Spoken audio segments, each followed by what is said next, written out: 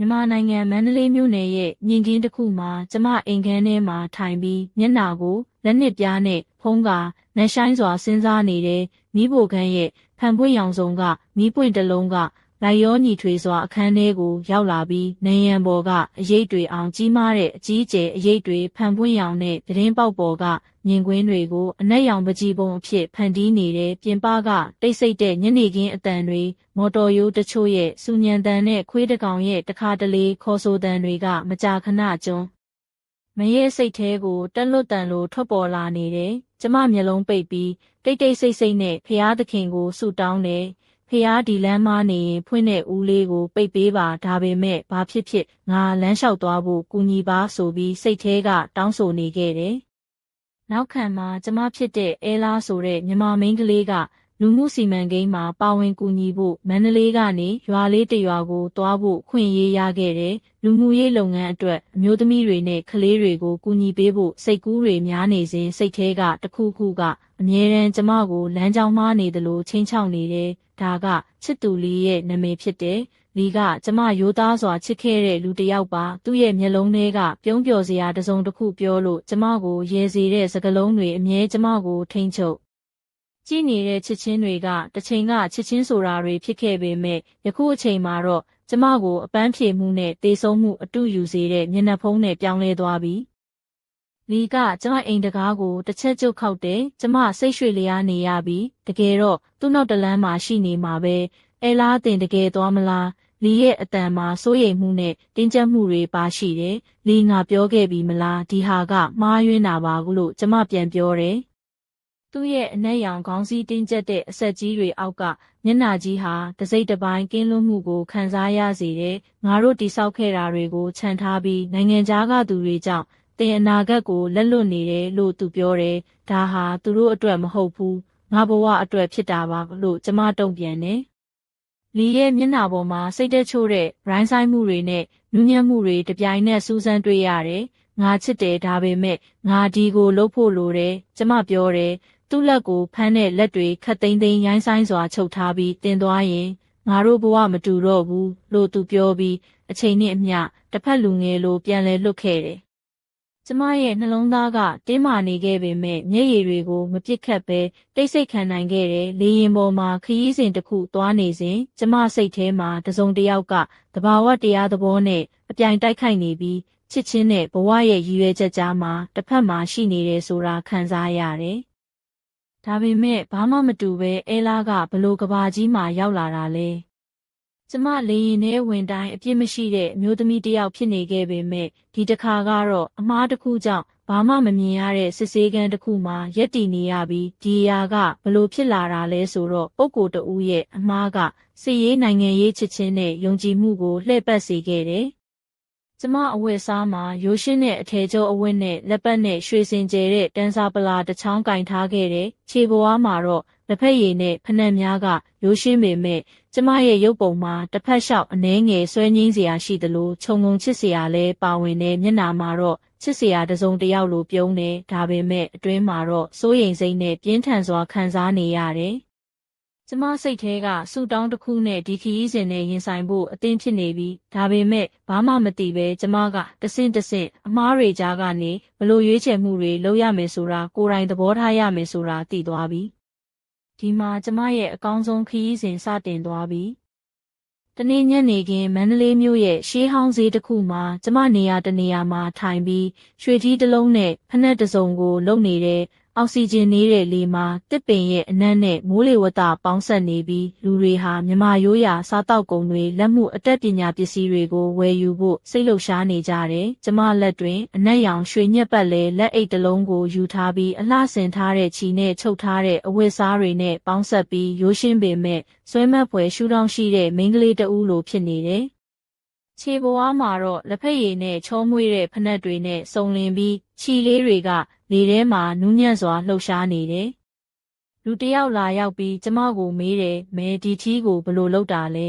။မင်းလက်ထဲကအလုတ်ကြီးနဲ့လား။ကျမမျက်နှာပြုံးပြီးကစားစွာအဲ့ဒါကကျမရဲ့လက်ဖက်ရည်နဲ့အတူလက်ဆောင်ပေးမှာပါအထူးပဲလို့ပြန်ပြောတယ်။သူဟာရေမောပြီးဟေ့မင်းလက်ဖက်ရည်နဲ့လက်ထီးကိုတခါတည်းထိန်းကြည့်ရတယ်ဆိုတာသိလား။ မင်းလက်ဖက်ရည်ငပြောကောင်တကောင်လိုလှုပ်ရှားနေတဲ့လို့ပြောတယ်။ကျမကသူ့ကိုမြန်မာစကားနဲ့ဒီမှာချစ်ချင်းဆိုတာတခါတရံအလှည့်ပြောင်းတွေလိုပဲလက်ဖက်ရည်နဲ့လက်ထီးလိုမတူညီကြပါဘူးလို့ပြန်ဆိုတယ်။သူဟာရဲပြီးမင်းရဲ့ချစ်ချင်းကလက်ဖက်ရည်ထက်တက်တန်းရှည်ပါစေလို့ပြောပြန်တယ်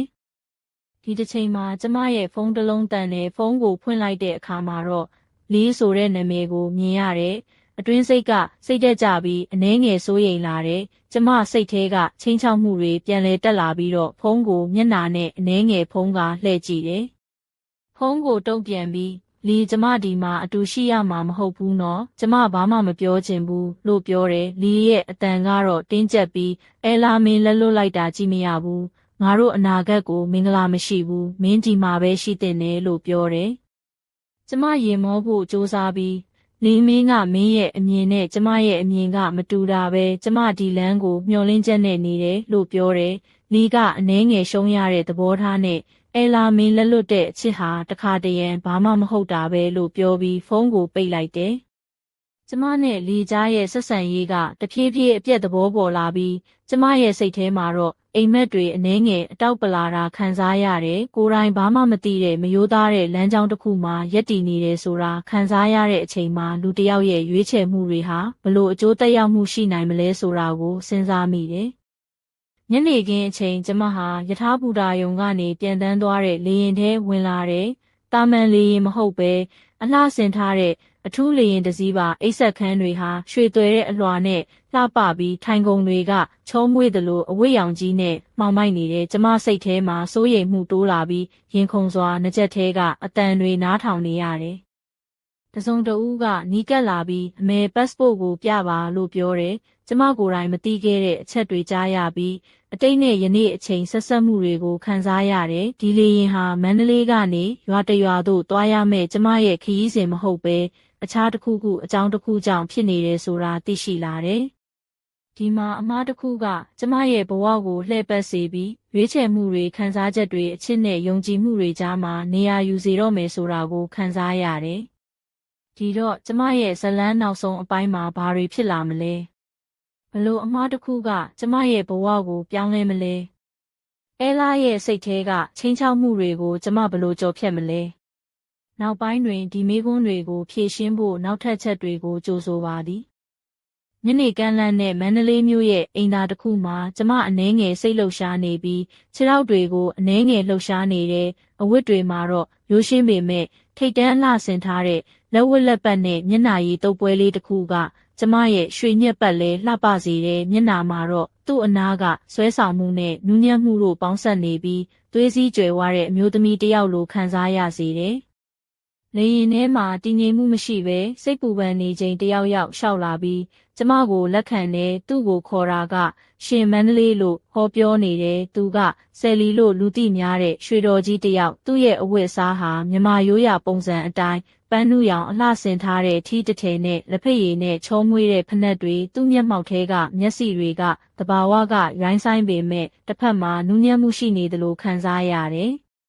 မန္တလေးမယ်မင်းပါဖြစ်လို့ဒီလေရင်ရဲ့အမားမှာပါဝင်နေတယ်လေဆယ်လီကတိတ်ဆိတ်စွာမေးတယ်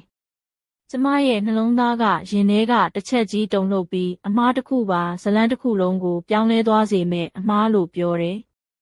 ဆယ်လီကပြုံးပြီးအမားဆိုတာမကြာခဏဖြစ်တယ်ဒါပေမဲ့ဒီအမားကမင်းဘဝကိုဘလို့ပြောင်းလဲမလဲဆိုတာကအရေးကြီးတာပဲလို့ပြောတယ်ကျမကမျက်စိတစ်ခုလုံးတင်ပြီးအချစ်ယုံကြည်မှုနဲ့ချစ်ချင်းတို့ကြားမှာကျမရက်တည်နေတယ်ဒါပေမဲ့စစ်မှန်တဲ့ချစ်ချင်းကိုရှာဖွေဖို့ကံစမ်းနေတယ်လို့ပြောတယ်ဆယ်လီဟာအနှဲငယ်ရေမောပြီးမင်းရဲ့ချစ်ချင်းဟာငါအတွက်အိမ်ရှင်မကြီးလိုပဲဒါပေမဲ့အခုဒီပြည်မှာမင်းကိုဘယ်သူမှမသိကြဘူးလို့ပြောတယ်လေရင်ကတောင်တန်းတစ်လျှောက်ကျော်ပြီးမန္တလေးမြို့ရဲ့အလှပနဲ့လူလူဘဝကိုမြင်ကွင်းတစ်ခုစီပေးနေတယ်ကျမရဲ့နှလုံးသားကတစ်ဖက်မှာပြောင်းလဲဖို့စ조사နေတယ်လို့တစ်ဖက်မှာတော့နိုင်ငံတကာကချစ်သူလေးရဲ့အမှတ်တစိတ်တွေကချိန်ချောက်နေတယ်။အဲ့ဒီအချိန်မှာဆယ်လီကဆက်ပြီးမန္တလေးမယ်ဒီခီးစဉ်ကမင်းဘဝကိုပြောင်းလဲမှာမဟုတ်ဘူးဆိုရင်ငါကအမှားပါလို့ပြောတယ်။ကျမကခြေထောက်တွေကိုတည်ငြိမ်စွာချထားပြီးအမှားဆိုတာဘဝရဲ့အစိတ်ပိုင်းပါဒါပေမဲ့ဘလို့ချစ်ချင်းနဲ့ယုံကြည်မှုတွေကိုရွေးချယ်မလဲဆိုတာကတော့ကျမရဲ့တာဝန်ပါလို့ဆိုတယ်။ လေရင်ကမြန်မာပြည်တလျှောက်လွှတ်ပေးတဲ့လေကြောင်းမှာတက်တန်းရှည်တဲ့ခရီးစဉ်တစ်ခုဖြစ်လာပြီးချစ်ချင်းနဲ့ကိုယ့်ရဲ့ယုံကြည်မှုတို့ကြားမှာကျမရဲ့ရွေးချယ်မှုတွေဘလို့ဆက်လက်ဖြစ်လာမှာလဲဆိုတာကိုစိတ်ကူးရင်နေတယ်။နောက်ပိုင်းမှာကျမရဲ့ကိုယ့်ဘဝကိုပြောင်းလဲမဲ့အကြောင်းအရာတွေအမှားတွေချစ်ချင်းနဲ့ယုံကြည်မှုတို့ကြားရုန်းကန်မှုတွေကိုတစ်ဆက်တည်းကြည့်ရှုရမှာဖြစ်တဲ့ဒီဇလန်းထဲမှာကျမရဲ့အနာဂတ်ကိုဘလို့ရွေးချယ်မှာလဲ။နောက်ပိုင်းမှာဘာတွေဖြစ်လာမလဲဆိုတာကိုစိတ်လှုပ်ရှားစွာခံစားကြည့်ပါဦး။ညဘက်တစ်ခုမန္တလေးမြို့ရဲ့အလှတရားပြေးဝတဲ့ဂေါဘော်ကခြံတစ်ခုမှာကျမထိုင်နေခဲ့တယ်။မြင့်ရောင်စုံခြံထဲကိုမိုးနှစ်လေကပေါင်းပြီးတဘာဝရဲ့တေးတံတွေကိုဖန်တီးနေတယ်။ကျမလက်တွင်ရွှေညက်ပတ်တစ်လုံးနဲ့မြမရိုးရာပန်းအလှဆင်ထားတဲ့ခြေအဝတ်လေးတစ်ထည်ဝတ်ဆင်ထားပြီးခြေပွားမှာတော့ချောမွေ့တဲ့ဖနက်နဲ့ပေါင်းဆက်ထားတဲ့မျက်နှာမှာတော့ကိုယ်ပိုင်စွမ်းအားမြင့်တင်ပေးတဲ့ထူးခြားတဲ့အမှုပညာလက်ရာလေးနဲ့နူးညံ့တဲ့မျက်နှာရည်တုပ်ပွဲတစ်ခုလည်းပါဝင်နေပါတယ်။မျက်နှာရဲ့နူးညံ့မှုနဲ့ချစ်စရာကောင်းတဲ့အပြုံးဟာတစ်ဖက်ကရိုင်းဆိုင်ပြီးတန်ရောစင်မပြတ်တဲ့စွမ်းအားကိုပွင့်လင်းစေပါတယ်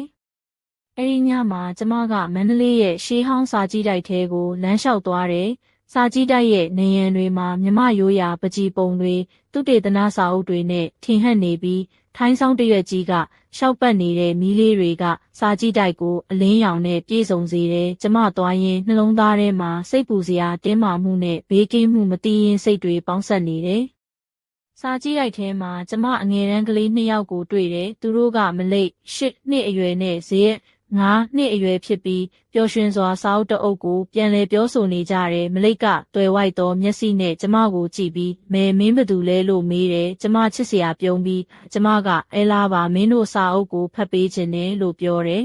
။ဇက်ကမျက်နှာချုံငိမ်ပြီးမင်းကဘာသာရက်ကြီးလားဘာသာရက်ကြီးဆိုတာဘာလဲလို့မေးတယ်။ကျမကမျက်နှာနူးညံ့စွာချွတ်ချင်းပြောပြတယ်။ဘာသာရက်ကြီးဆိုတာစာအုပ်တွေစာတွေဖတ်ပြီးသိကြတဲ့အရာတွေပါဒါပေမဲ့ဘာသာရက်ကြီးထက်ပိုပြီးအရေးကြီးတာကစိတ်ဝင်စားမှုစိတ်ကူးတွေစိတ်ဆွမ်းအားတွေပါလို့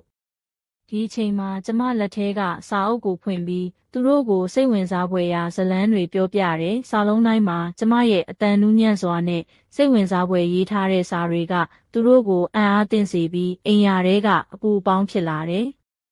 နောက်ကနေကျမဂူရူးကြီးကကိုယ့်ရဲ့ရန်သူတွေကကျမအကြောင်းသတင်းပေးနေကြောင်းကြားတယ်။သူတို့ကကျမကိုပြန်ဖမ်းဖို့စ조사နေကြပြီးကျမရဲ့နေရာကာကွယ်မှုနဲ့အနာဂတ်ကိုဖျက်ဆီးဖို့ကြိုးပမ်းနေကြတယ်။ဂူရူးကြီးကပြည့်ဝက်အကြံပေးသူတွေနဲ့ဆွေးနွေးနေပြီးအချိန်မနည်းဘူးလုပ်ရမယ့်အရေးကြီးဆုံးအစီအစဉ်ကိုရှာဖွေရမယ်လို့ပြောတယ်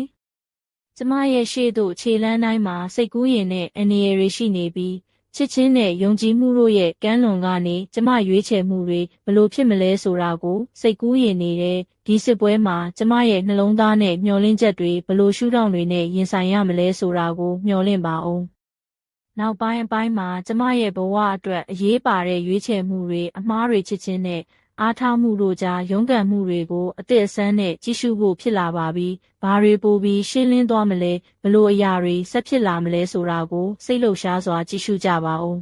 ။မြို့ခင်းမန္တလေးမြို့ရဲ့ရတနာပန်းခြံကြီးမှာကျမထိုင်နေရင်လေတစင်းကနူးညံ့စွာလှုပ်ရှားပြီးပန်းနဲ့တောဝက်ရဲ့အနံ့တွေပေါင်းဆက်နေတဲ့အဝတ်တွေမှာကျမယဉ်ကျေးမှုမြမအလှဆင်မှုတစ်ခုဖြစ်တဲ့ပဝါပန်းနီရောင်လက်ဖက်ရည်စီးပတ်တစ်ခုနဲ့ရွှေရောင်နဲ့တင့်တော်စွာဖက်ဆက်ထားတဲ့အထည်ချုပ်မြမအဝတ်ကိုဝတ်ထားတယ်။ခြေပွားမှာတော့ရွှေညက်ပတ်နဲ့ပြုလုပ်ထားတဲ့ချောမွေ့တဲ့ခနက်တွေနဲ့မျက်နှာမှာနူးညံ့တဲ့မျက်နှာရည်တုပ်ပွဲတစ်ခုနဲ့တစ်ဖက်ကချစ်စရာကောင်းတဲ့ပြုံးပွဲတစ်ခုပါဝင်နေ။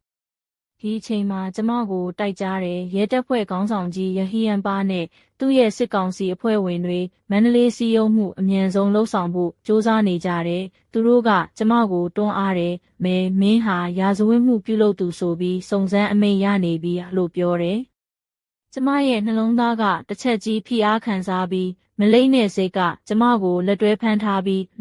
ငါတို့မင်းကိုမပယ်ကျင်ဘူးမင်းကိုကာကွယ်ဖို့စ조사မယ်လို့ပြောနေကြတယ်။ကျမကသူတို့ရဲ့မျက်နှာကိုဖမ်းပြီးငါ့ကိုယုံကြည်ပါအားလုံးအစဉ်ပြေမှာလို့ပြောတယ်။အဲ့ဒီအချိန်မှာယဟင်းကကျမကိုလက်နှင့်ချုပ်ဆွဲပြီးမင်းမှုကိုရှင်းလင်းဖို့အတွက်နောက်တစ်ကြိမ်စစ်ဆေးခံရမှာဖြစ်တယ်။လက်လို့မခံဘူးလို့ပြောတယ်။ကျမရဲ့နှလုံးသားကတိုက်ပွဲတစ်ခုလိုဖြစ်ပြီးဒီတိုက်ပွဲမှာကျမရဲ့ယုံကြည်မှုနဲ့ချစ်ချင်းတို့ကိုကာကွယ်ဖို့စ조사နေတယ်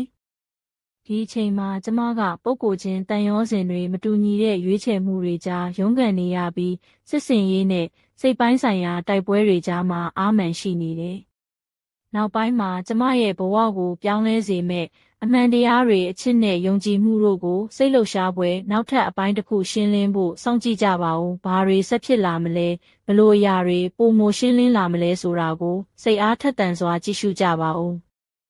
ညခင်းတစ်ခုမှာမန္တလေးမြို့ရတနာပန်းခြံကြီးထဲကျမထိုင်နေစဉ်အလင်းရောင်နူးညံ့စွာလေးတွေကလေထဲကဆင်းပြီးပန်းပွင့်တွေကိုအလှပဆုံးပြသနေတဲ့ကျမဝတ်ဆင်ထားတဲ့အဝတ်အစားကမြမရိုးရာပုံစံနဲ့ရွှေရောင်ထည်များနဲ့အလှဆင်ထားပြီးခြေပေါ်မှာတော့ချုံးမွေ့တဲ့ဖနက်နဲ့တွဲဖက်ထားတဲ့မျက်နှာမှာနူးညံ့တဲ့မျက်ရည်တုပ်ပွဲတစ်ခုနဲ့အနူးညွတ်ပြုံးပွဲလေးပါဝင်နေတယ်။ကျမနာကစီကန်းတွေကိုထိမ့်သိမ့်နေတဲ့ရဟီယန်နဲ့သူ့ရဲ့တပ်ဖွဲ့ဝင်တွေပေါ်လာတယ်။သူတို့ရဲ့မျက်နှာမှာစိုးရိမ်မှုနဲ့တင်းမာမှုတွေတောက်ပနေပြီးလျှို့ဝှက်အမိန့်တစ်ခုနဲ့ကျမကိုဖမ်းဆီးဖို့ကြိုးစားနေကြတယ်။အဲလာနောက်ထပ်စုံစမ်းစစ်ဆေးမှုရှိပါမယ်။မင်းအတွက်အခွင့်အရေးကမရှိတော့ဘူးဆိုတဲ့ယဟီရဲ့အတန်ကကျမရဲ့နှလုံးသားကိုပုံမဖိစီးနေတယ်။ကျမရဲ့ခြေပေါ်အားတစ်ဖက်မှာမလိမ့်တဲ့ဇဲကကျမကိုမျက်နှာချင်းဆိုင်ဖမ်းထားပြီးမဲငါတို့မင်းနဲ့အတူရှိမယ်မင်းကိုကာကွယ်ဖို့ကြိုးစားမယ်လို့ပြောနေကြတယ်ကျမကသူတို့ကိုအနာကပ်ပြီးငါကိုယုံကြည်ပါအားလုံးကောင်းမွန်ပါလို့ပြောတယ်ဒီအချိန်မှာယဟီးကကျမကိုလက်နှင့်ချုပ်ဆွဲပြီးမင်းမှုကိုရှင်းလင်းဖို့အချိန်တစ်ခုနဲ့ဟူသောစည်းကမ်းတစ်ခုမရှိဘဲစစ်ဆေးဖို့ပြောဆိုပြီးကျမရဲ့အနာဂတ်ကိုအတားအဆီးဖြစ်စေဖို့ကြိုးစားနေတယ်ကျမရဲ့စိတ်ထဲမှာတော့ချစ်ချင်းနဲ့ယုံကြည်မှုတို့ကြားရုန်းကန်မှုတွေစစ်စင်ရေးနဲ့စိတ်ပိုင်းဆိုင်ရာအတားအဆီးတွေကြားမှာမရက်တက်နိုင်တဲ့တိုက်ပွဲတစ်ခုဖြစ်နေတယ်။ဒီတိုက်ပွဲမှာကျမရဲ့အာမှန်အတွေးခေါ်နဲ့အားထားမှုတွေကိုတိုက်ပွဲဝင်ဖို့လိုနေတယ်။နောက်ပိုင်းတွင်ကျမရဲ့ဘဝအတွက်အရေးပါတဲ့ရွေးချယ်မှုတွေအမှားတွေချစ်ချင်းနဲ့ယုံကြည်မှုတို့ကြားရုန်းကန်မှုတွေကိုစိတလှုပ်ရှားစွာကြည့်ရှုဖို့ဖြစ်လာပါပြီ။ဘာတွေပိုပြီးရှင်းလင်းသွားမလဲဘလို့အရာတွေဆက်ဖြစ်လာမလဲဆိုတာကိုစိတ်အားထက်သန်စွာကြည့်ရှုကြပါဦး။ညမိုက်ကမန္တလေးမြို့ရဲ့ရတနာပန်းခြံကြီးမှာကျမတယောက်တည်းထိုင်ပြီးစိတ်ထဲမှာမပြေလည်မှုများစွာပြင်းထန်နေတယ်။ကျမဝတ်ဆင်ထားတဲ့ရွှေမြက်ပတ်လေးကနူးညံ့စွာလှုပ်ရှားပြီးမျက်နှာမှာနူးညံ့တဲ့မျက်ရည်တုပ်ပွဲတစ်ခုနဲ့ချစ်စရာကောင်းတဲ့ပြုံးပွဲတစ်ခုပါဝင်နေတယ်။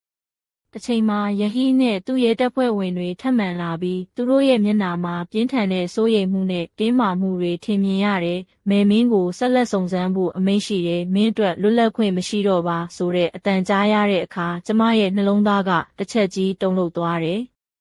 မလိမ့်တဲ့စိတ်ကကျမကိုချစ်စနိုးနဲ့ပို့ဆောင်နေပြီးမဲငါတို့မင်းနဲ့အတူရှိမယ်မင်းကိုကာကွယ်ဖို့ကြိုးစားမယ်လို့ပြောနေကြတယ်ကျမကသူတို့ကိုလက်နှိပ်ပြီးငါကိုယုံကြည်ပါအားလုံးကောင်းမွန်ပါလို့ပြောတယ်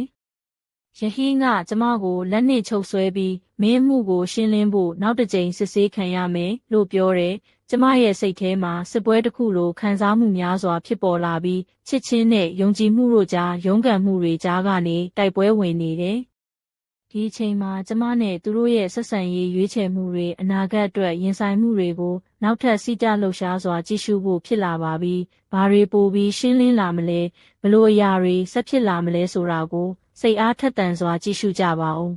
။ညခင်းတစ်ခုမှာမန္တလေးမြို့ရဲ့ရတနာပန်းခြံကြီးမျက်နှာကျက်မှာကျမတယောက်ထိုင်နေခဲ့တယ်။ကျမဝတ်ဆင်ထားတဲ့ပဝါပန်းနီရောင်ထဲကျုပ်ကိုရွှေရောင်ပန်းကျယ်လေးတွေနဲ့အလှဆင်ထားပြီးခြေပွားမှာတော့ချုံးမွေ့တဲ့ဖနက်တွေနဲ့စုံလင်စွာဖက်ဆက်ထားတဲ့မျက်နှာမှာနူးညံ့တဲ့မျက်ရည်တုပ်ပွဲနဲ့ချစ်စရာပြုံးပွဲတစ်ခုပါဝင်နေပြီးအနားကလက်ပတ်ရွှေတစ်ချောင်းကအလှဆင်မှုကိုပုံမိုဆိုပြေစေတယ်။တခါတလေယဟီးနဲ့သူ့ရဲ့တပ်ဖွဲ့ဝင်တွေပြန်လာပြီးသူတို့ရဲ့မျက်နှာမှာစိုးရိမ်မှုနဲ့တင်းမာမှုတွေပြည့်နှက်နေတယ်။အဲလာမင်းအမှုကိုနောက်ထပ်စုံစမ်းဖို့အမိန့်ရှိတယ်။မင်းအတွက်လွတ်လပ်ခွင့်မရှိတော့ဘူးလို့ပြောတယ်။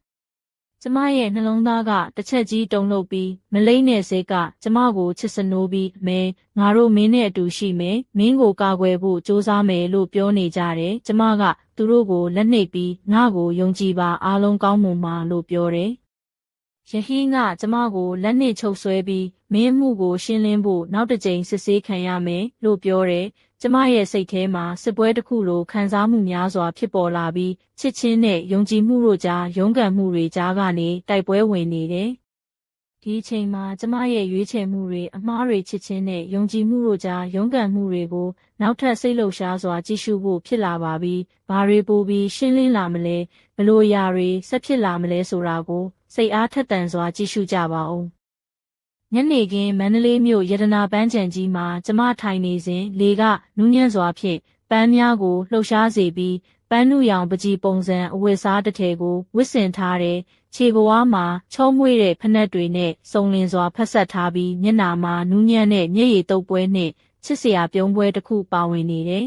။တခါတလေယဟီးနဲ့သူ့ရဲ့တပ်ဖွဲ့ဝင်တွေလာရောက်ပြီးသူတို့ရဲ့မျက်နှာမှာစိုးရိမ်မှုနဲ့တင်းမာမှုများစွာတွေ့ရတယ်။အဲလာနောက်ထပ်စုံစမ်းဖို့အမိန့်ရှိတယ်။မင်းအတွက်လွတ်လပ်ခွင့်မရှိတော့ဘူးလို့ပြောတယ်။ကျမရဲ့နှလုံးသားကတစ်ချက်ကြီးတုန်လှုပ်ပြီးမလိမ့်တဲ့စိတ်ကကျမကိုချစ်စနိုးပြီးမဲငါတို့မင်းနဲ့အတူရှိမယ်မင်းကိုကာကွယ်ဖို့ကြိုးစားမယ်လို့ပြောနေကြတယ်ကျမကသူတို့ကိုလက်နှိပ်ပြီးငါ့ကိုယုံကြည်ပါအားလုံးကောင်းမွန်ပါလို့ပြောတယ်